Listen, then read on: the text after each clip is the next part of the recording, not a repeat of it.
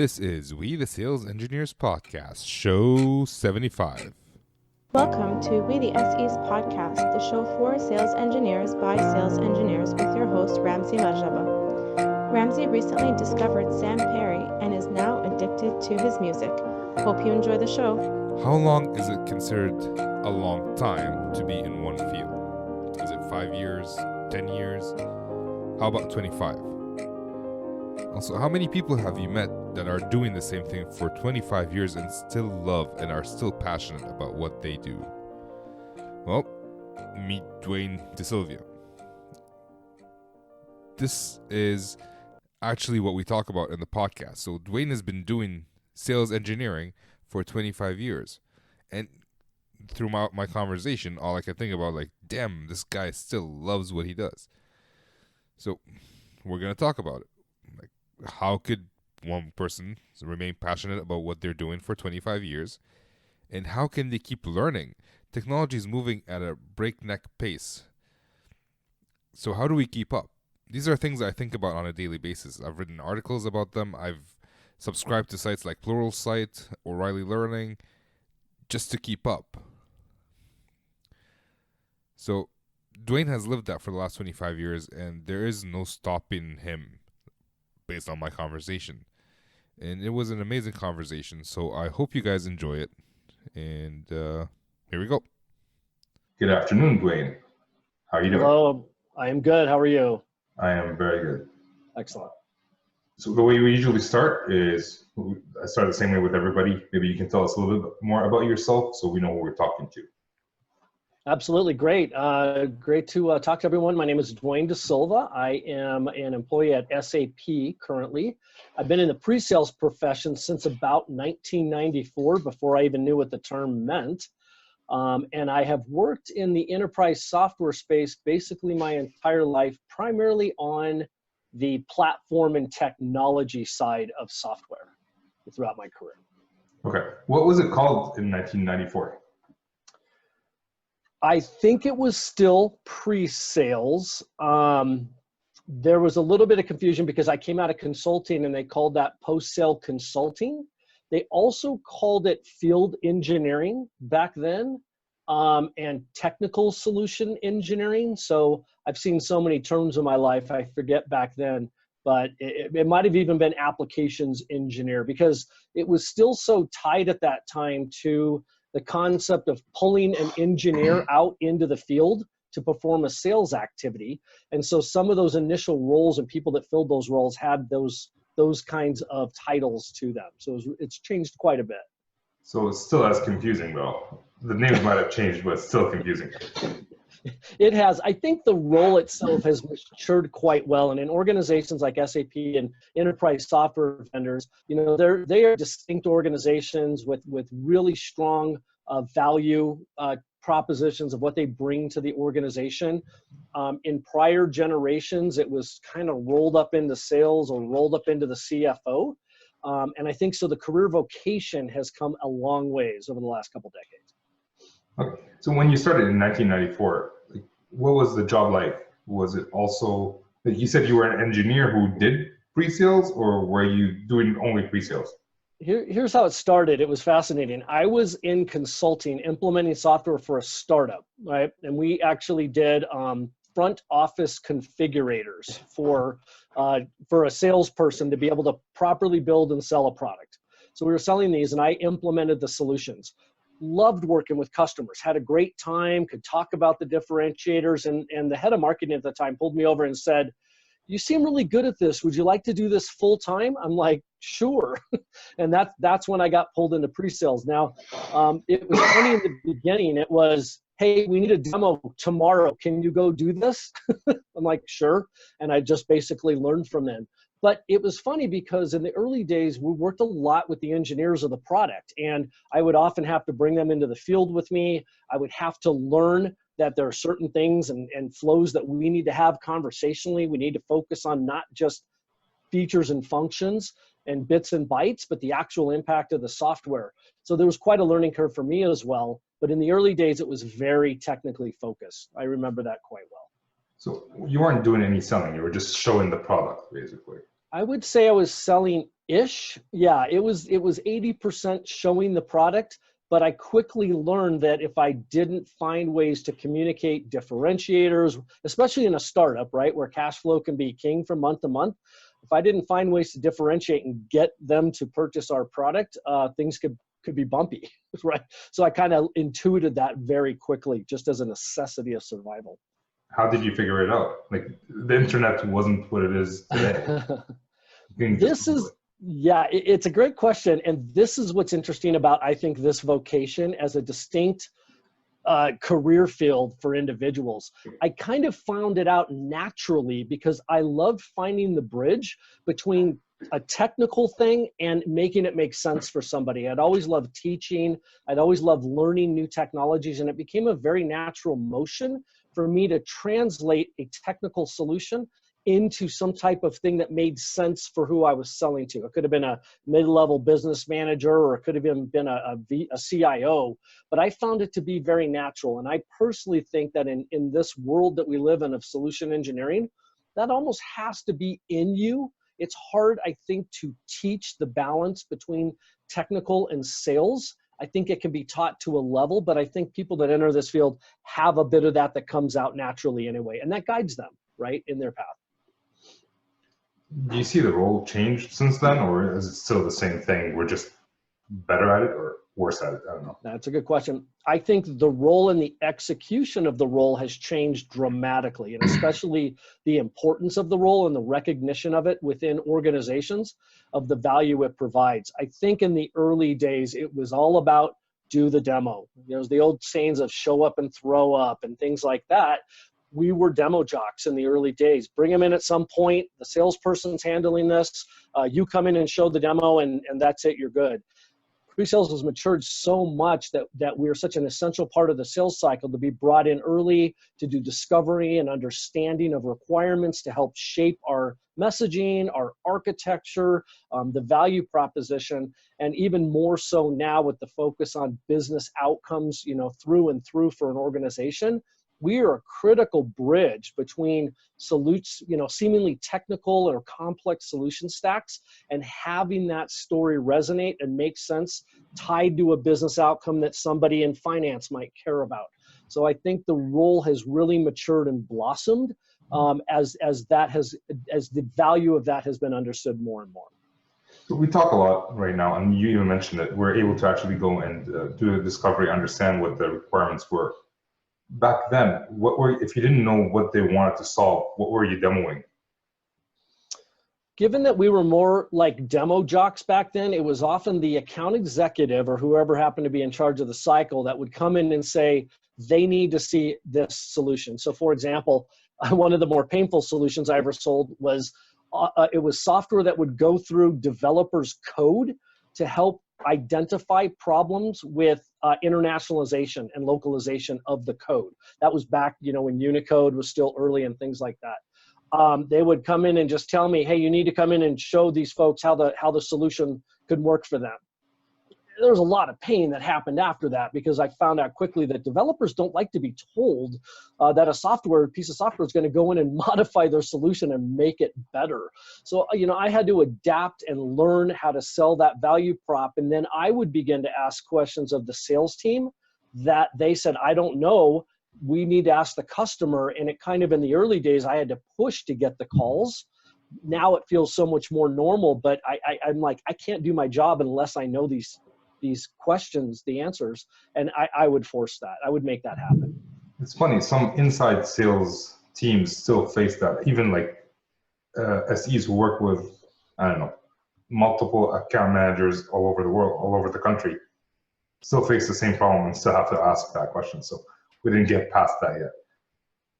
I don't think so. It's interesting in terms of, I do think there's different perspectives of the usage of pre-sales in certain situations, but in my experience, it's certainly a lot better these days when the account teams in general, whoever might be involved, it could be an account executive or somebody performing value engineering, understands the value of having that resource involved early that's going to be able to translate this information later and bridge that gap of the solution to the outcome that needs to be involved in early stages. So I think it's progressed a lot, but there's certainly pockets where it's still a challenge. And one of the things that like just popped into my mind, since you've been doing this, like not many people stay in one job for a long time. You may not have stayed with one company, but you've been doing the same thing since 1994. How are you able to survive for that long and not burn out? It's interesting. It's a good question. You'll find a part of your question about and not burn out, because the role of pre-sales can be very demanding, right? We have a huge RFP to do, or we have a huge cycle that we need to finish by next week, and you got to go create 3 new POCs or something like that. I think, back to, kind of some of the foundations, I found that I had a passion of making technology understandable for people. And I loved communicating and helping people do that. I had done it all my life with my family and friends when technology, all the way back to like Palm Pilots and things like that, right? And when I embraced that passion is what I love to do. I try to orient what I do in my job from an activity perspective to align with that. Passion's a very personal thing. I found that I love that. Some folks are very passionate about causes. Some folks are passionate about industries and schools. It has made all the difference for me to align what Dwayne is and what Dwayne's passionate about inside of this role of pre-sales, in order to make it not feel like it's always overbearing. And I think the good thing about pre-sales is you can do it in so many different ways. You could have a passion for people management and helping people on an HR side, and you can be in pre-sales and make that magic work. You can be as technical as you can be, and find a place in pre-sales that I think can make that work. I think the role has broadened in the impact that we have in the scope now, that you can align that and find those different things. So I've been in pre-sales, but I've moved around within pre-sales between management, customer facing, kind of on the internal side of doing the handoffs between teams. I think there's a lot of different roles you can find there, but it's a great question. Well, thank you. I try to ask good questions. You mentioned you were pre-sales, but you had some internal roles with the handoffs. What kind of role is that? So one of the valuable aspects of pre-sales is that you have the real pulse of the customer. You're showing your software or your solution. You're getting live feedback from customers in a couple of ways, right? You're getting it from the capability stack and the feature set that you provide, the perceived outcome, how long it takes to implement, but you're also getting a relative perspective against competition, right? So how are you performing in the field? How does your solution rank? Is it up to speed with industry trends? Well, all of those pieces of data are things that internal teams like product management and develop crave to get their hands on. So there's a very natural, tight relationship that comes between pre-sales and other teams such as product managers, even the consulting teams who need to understand, what was working, what wasn't during the sales process. And I think becoming those bridges internally is a great way. It does a couple things for you. It, of course, helps your solution, but you have a tighter loop to be able to feed back that messaging into the field about where you're going and be able to communicate that from a roadmap perspective. But it also personally helps you become kind of a bridge internally. So pre-sales brand, and we haven't really talked about brand, but building a unique brand or a footprint of yourself in your organization is critical. And becoming a person that can tie together teams in the perspective of pre-sales has had a huge impact on my brand personally to be able to do that. So I think it's a great part to add to any pre-sales career. Just a small story. Like I wasn't even in pre-sales at the time. I was in support as a support engineer, and this guy kept asking me questions that I didn't know. And every time he asked me a question, I send an email to somebody and get him the answer. And he came like, "Oh, you're so good at your job." Like, I don't know any of the answers. I just asked the right people. He's like, "Yeah, I know. You just asked. You know the right people," which is exactly what you're saying. Like you're liaising between different people, which is no one's actually said that on the podcast yet. So thank you for that. Absolutely. Yeah, it's critical to do. So when you say brand, like what are we're not talking about marketing. We're talking about how you act internally. So when I use the term brand in this context, I'm talking about personal brand, your personal brand. Who is Dwayne DeSylvia perceived at both within my organization and even beyond my organization, which could be in your social networks. It could be in local networking or groups that you participate in. And in the pre-sales world, because there are an amazing number of smart people out there, it's also a little bit competitive in a way. And you want to find places that you can shape yourself to have some uniqueness of visibility when you're looking from a management perspective or things of that nature. Not in a negative way, in a really positive way. So I have found that if I can find, brand can be many things. Brand can be how I talk on camera. Brand can be the knowledge stack that I have. Brand could be the way that I multiply myself or try to scale and help other pre-sales resources. Brand is kind of something when they go, oh yeah, when I think of Dwayne, I think of this, this, and this. And if you can accomplish that, when people think of you, they think of a couple things that identify you, it's hugely powerful for a couple of things. One is your opportunities that you have either within or beyond your organization, but also to be able to facilitate even broader conversations, have additional scale of impact. We're moving into this world of digital selling. The pre-sales vocation is going through another transformation right now. And I'm going to use this as an example. Customers' buying habits have changed. Customers are consuming more data before a sales cycle even starts. They're expecting certain types of content delivery, whether it be self-guided demos via videos, and they want to do things on their own. Self-service is king in many ways. This is going to impact us in pre-sales. And I think this is an amazing opportunity, not a threat, but an opportunity that in your organization, if you could become a digital selling leader within pre-sales, you can create a brand for yourself that's going to align with kind of this macro movement that's going on from an overall perspective, right, in the marketplace. That's just one example of a place that you can build a brand. I hope that makes sense. Yeah, like basically your brand is hopefully not when you call someone, their response is, "Oh, that guy." Hopefully, yes. And like like your brand is basically being a positive within your team and Absolutely. your customer. And certainly. I want to ask about being a digital seller. Are you talking about someone creating documents or YouTube videos and posting it online, or what are we talking about exactly here? I think it's still shaping. The world of content consumption and then what customers are expecting during a sales cycle is still shaping its way out. And I think you're beginning to see things like demo automation platform companies that are creating an ability to deploy video or self-guided software content that begins to let customers consume and learn more. And then when we get involved, from my perspective, you're really focusing on differentiators and outcomes and mapping what they know. So it could be video creation. It could be guiding the creation of a script that walks through a self-guided demo solution. But there's this aspect of the digital consumption of the sales cycle by our customers early on.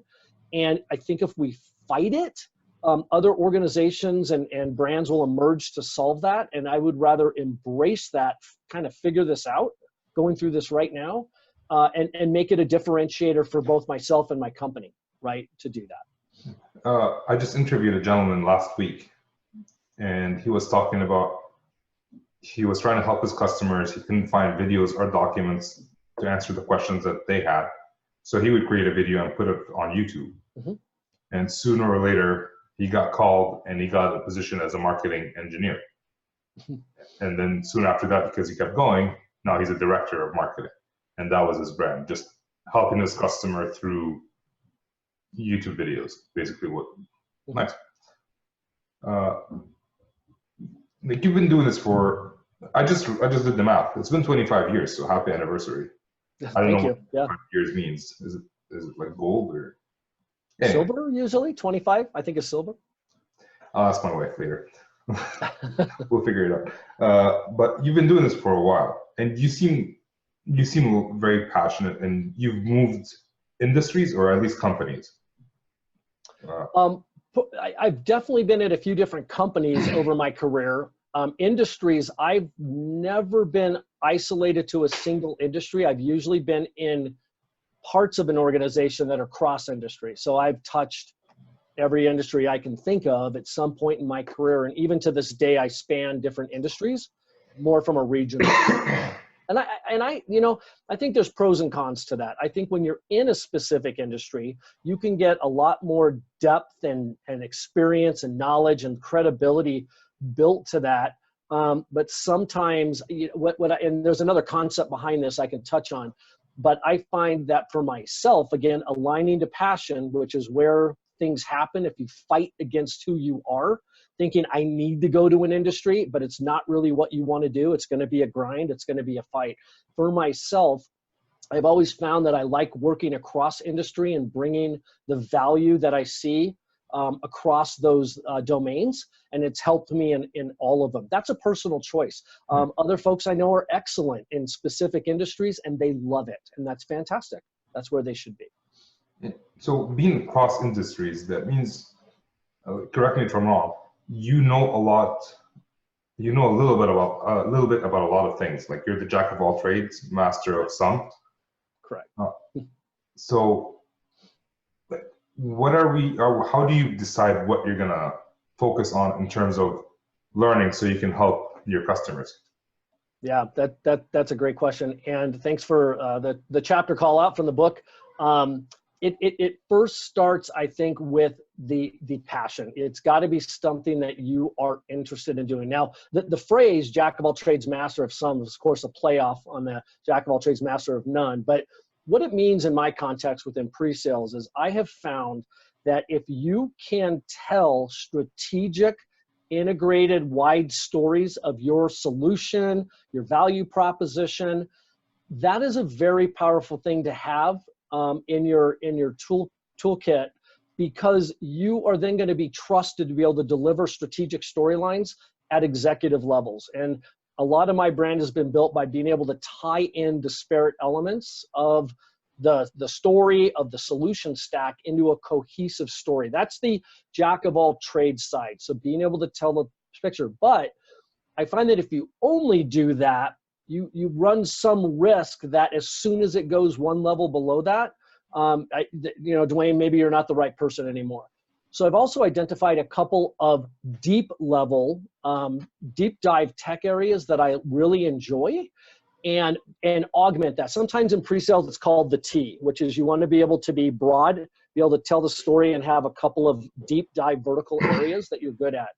For example, one way I identified a couple years ago, back in late 2016, early 2017, is there was this thing called blockchain. I'm actually wearing a blockchain shirt today, right? And It's all the buzz now. But 3 years ago, myself included, almost no one knew anything about it. This thing just started popping up.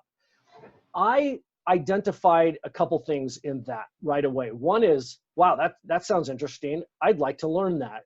Number two is, if I don't know what it is, and a lot of people don't know what it is, I could help them know what it is. So I really dug in and dove in on blockchain a couple of years ago, created some assets, created some learning, and became a very unique individual within the organization to be able to tell that story, which is huge for my brand. In that case, it was a bit opportunistic, what I chose to learn, but it also aligned with who I am, which is wanting to learn a new technology and make it resonate for others. So I am always on the lookout for those kinds of opportunities within my organization, within kind of the industry macro trends of where we're going, and always evaluating and reevaluating myself, because if I don't enjoy it, there's always things we have to go learn, right? That within our vocations that we just have to do as a matter of doing our jobs.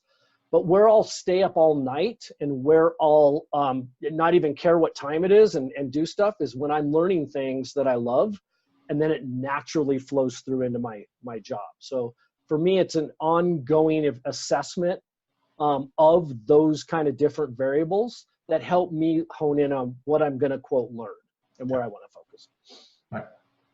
A couple of things. When you were talking about storytelling for the C-suite or the executive suite, were you talking about like you kind of learn what problems your solution solves, and that's what you focus on, and that's how you used it as a story, or was it something different or more in depth that you learned? The thing that's fun about storytelling is there's all kinds of ways to do it. You can tell stories of a personal life experience that relate.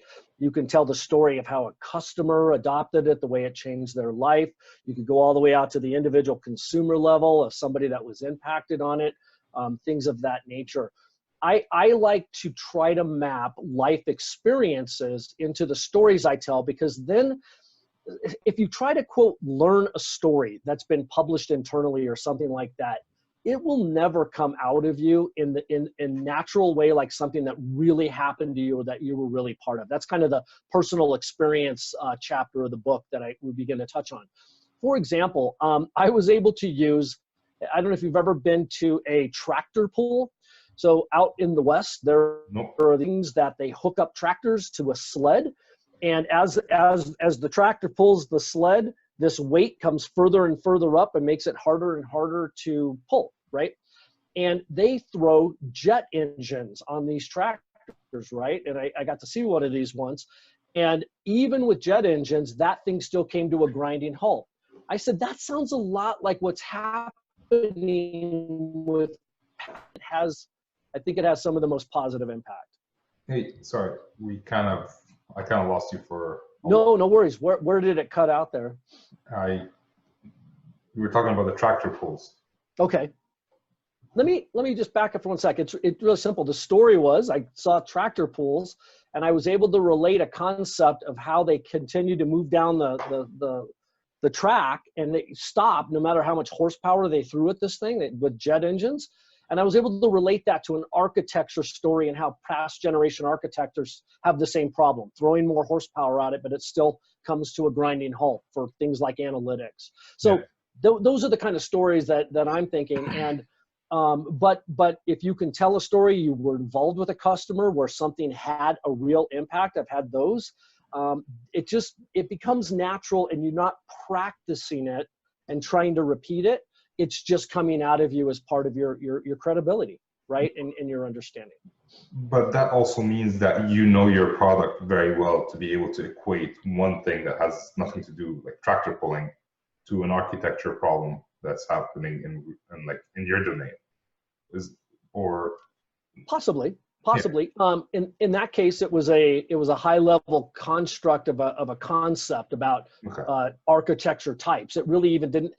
Our product, what that set me up for was talking about how our product did that differently, but the actual story wasn't even product specific. Okay. And like blockchaining, is that something that helps your current organization, or is that something that you did for your own sake? Yes and yes, right? It was an opportunity to learn something new, which I love. It was an opportunity to take that learning and teach others in a way that I love to do.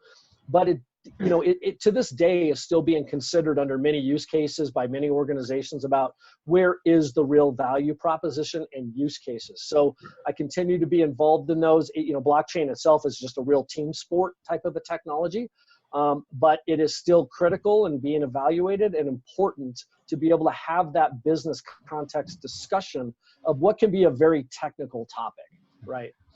The reason I was asking is because I was having a conversation with an SE who says that her company doesn't need her to understand it very much in depth a product or a protocol or a technology, but for her own sake, she wants to learn it. And the only way she can do it is on her own time. She can't really justify doing that during work hours, but that's pretty much what you did anyways for blockchaining, which is something that works for your company. And I want to ask, what's the methodology of how you learn? Do you read books, watch YouTube videos? Like, what's your preferred way of doing it? I think for me personally, the best way is hands-on with something. Throw me at a tool and let me figure it out. Now, that's not the most efficient way to do it, but I personally internalize something when I do it and I make it real and it happens. And incidentally, I found that a lot of customers, if they can get hands-on with your solutions and make it real and actually do something, is a very powerful mechanism as well. videos, I think, are a very common method. I mean, anything we need to do, if I have to go fix something on my car, the first thing I do is turn to YouTube and say, how is it done, right? So I think that's a very natural and strong consumption method because you can control the level of it. But I can do that all day and still only retain a certain amount until I solidify it by doing it. So I like to do that. That's my personal method of learning. I think another great way, and I would challenge everyone in solution engineering to do this at some point, are two things. One is teach something, right? Again, that goes kind of back to my blockchain example. When you have to go teach something and you have to say, okay, I've learned all this and I know it, but somebody over here knows literally half of 1% of that, you have to figure out how to communicate it, not just spew it out there. And in doing so, I think it solidifies it in your own mind as well. So teaching's huge, and that can be done in a formal or an informal way via video or direct thing. The other one is mentoring. Mentoring is powerful because you learn things in a different way, in a relational way, that end up backing their way into you in a non-quote, I'm learning something type of a way. So I have found those to be two of the most powerful ways to learn and retain learning throughout my career. Nice. So you mentioned the book a couple of times already. We didn't say anything other than a book. This is a book that you wrote, and I just stole the title of the chapter from. Can you tell me a little bit more about the book that I have on my bookshelf? Absolutely. Thanks for asking. So the book is called 3D Pre-Sales, and over the course of my career, I had always wanted to create kind of a best practices guide that just shared the bruises, the successes, the things that I've learned in general around the pre-sales vocation. Nothing like about how to demo better or things like that, just kind of a collection of things that we've learned. So I've had lots of notes on this book over the years, went to start writing it a number of years ago and realized I'm not really good at writing a book. I'm not a project manager by nature. So trying to drive myself to deliverables was pretty challenging. So I brought in a colleague of mine, Bob Scowen, who co-authored the book with me, who's had a lot of experience in pre-sales management. He's great at processes, things of that nature. And combining our two skills together, we were able to not only get an entirely other perspective, but that we got an executable project done. So we shared from the perspective, Bob had been around in pre-sales even before me, before it really was even pre-sales. And that was the inspiration and the actual delivery of the book. And what's the title? The title is 3D Pre-Sales. What's the 3D stand for? 3D Pre-Sales, yeah. So that was a bit opportunistic. So I am a huge fan of 3D printing and things of that nature, and I like 3D goggles and things like that, and I thought it'd be cool to incorporate that into the title. Okay. But what was interesting though is the way it aligned was pretty well, because we identified kind of 3 dimensions. So basically it started as an A to Z guide. It was find a best practice for every letter of the alphabet type of an approach. It was very consumable, 3 to 5 pages. But we found that we could align all of the elements across 3 dimensions very naturally. And so the concept of 3D and the idea of aligning them into domains of pre-sales came out really, really well for us. And that's really where it came through, is 3D pre-sales. Can you give me one example of one of the domains we're talking about here?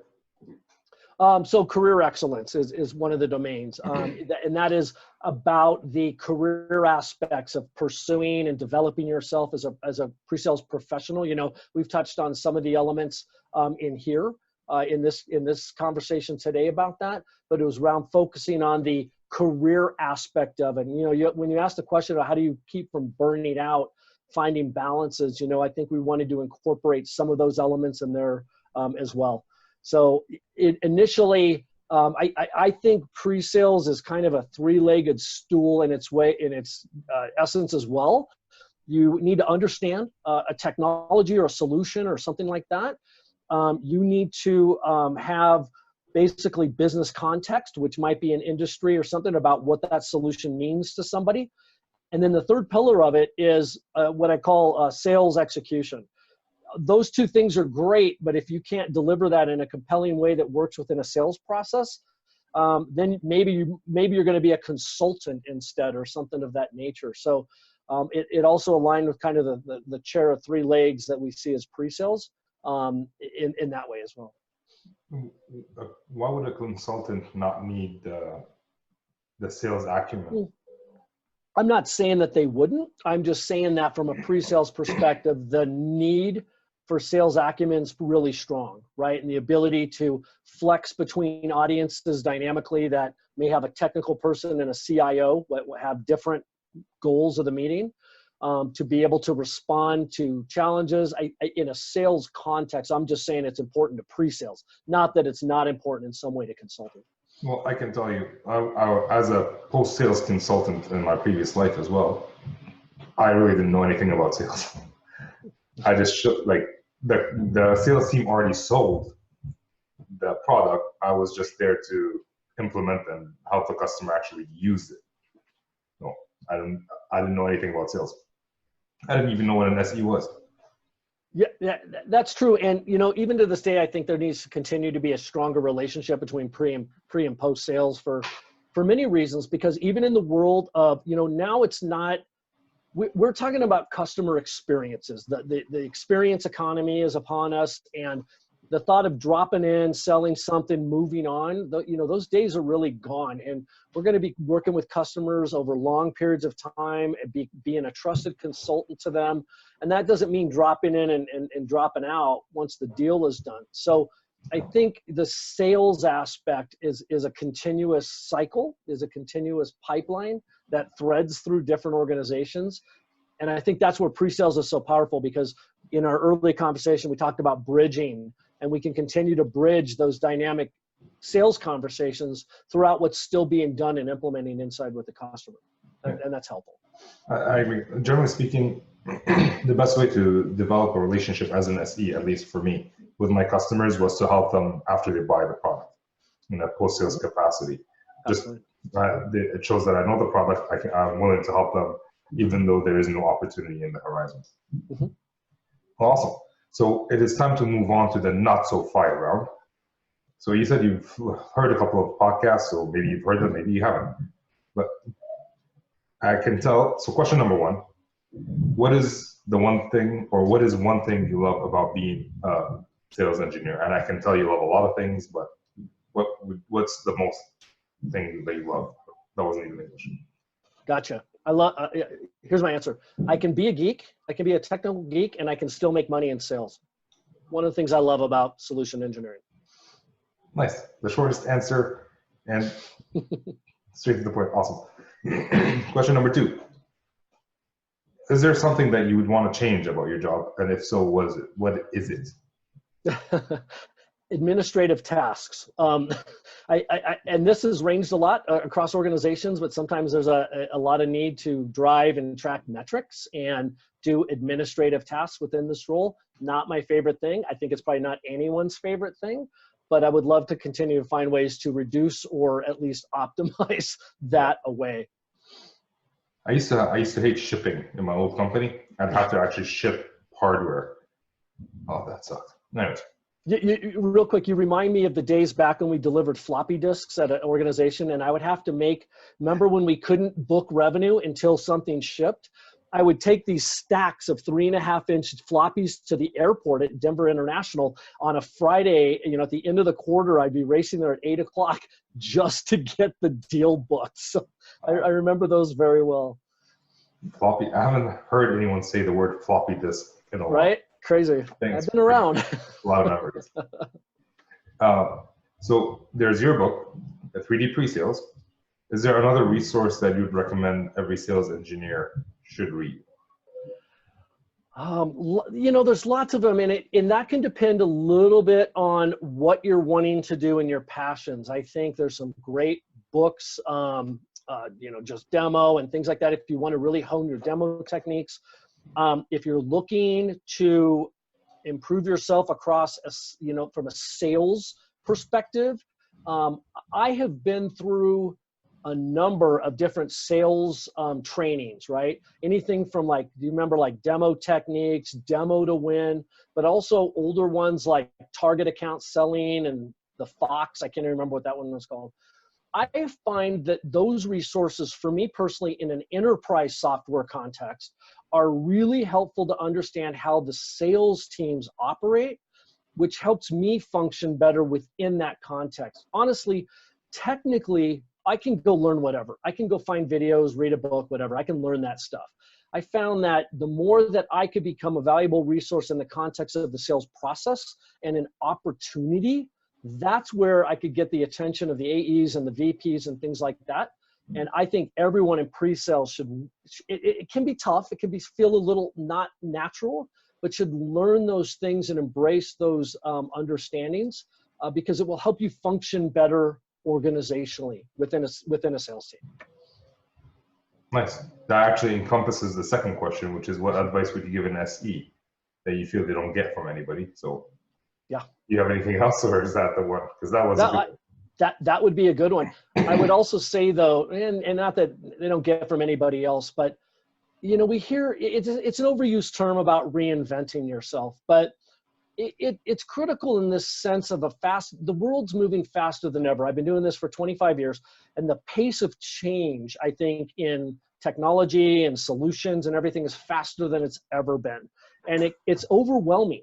So you need to find ways that, again, align back to you personally and step away, but be willing to step back and reevaluate, am I doing what I want to be doing? I think we can easily get trapped in I need to like this and I need to think this is my passion because this is the thing that's overwhelming and calling me right now. But it's critical to step away from it and say, am I really on the right path here?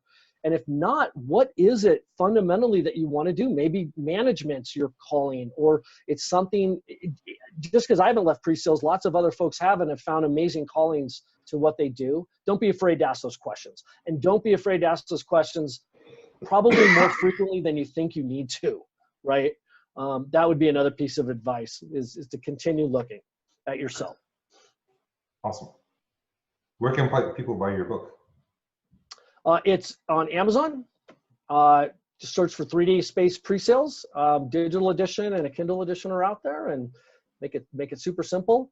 And we are also working through on, I release weekly on LinkedIn. In fact, I'll have one later today. We're doing kind of a blog series on 101 ways to improve yourself in pre-sales, which is kind of just a collection of tips. We're going to work all the way through 101 ways and just share what we love with our vocation and our colleagues out there. Nice. Perfect. All right, Dwayne, that's it for us. Thank you for being on the show. Thank you for your time. Great talking to you. And let's keep in touch. Keep the dialogue going. Sure thing. Take care. Thank you. All right. Well, I hope you guys enjoyed this interview with Dwayne DeSylvia. Dwayne mentioned that he has a book called 3D Pre-Sales, which we'll have a link in the show notes at WeTheSalesEngineers.com/show75. But he also, what he didn't mention was the blog that he has. He shares additional wisdom there. It's at DeSylvia.com. Again, link in the show note. Thank you guys for being here. I really appreciate the love and support I've been getting lately, especially by those who've been listening since day one. I don't know how many of you have been listening since day one or initially from the first stretch. I really appreciate you guys being here. I appreciate whoever's coming in new and loving this show and sharing it on LinkedIn and Twitter. Thank you for that. So 75 seems like an important number. Not sure why. It is just a number, but I only have 25 episodes left till show 100.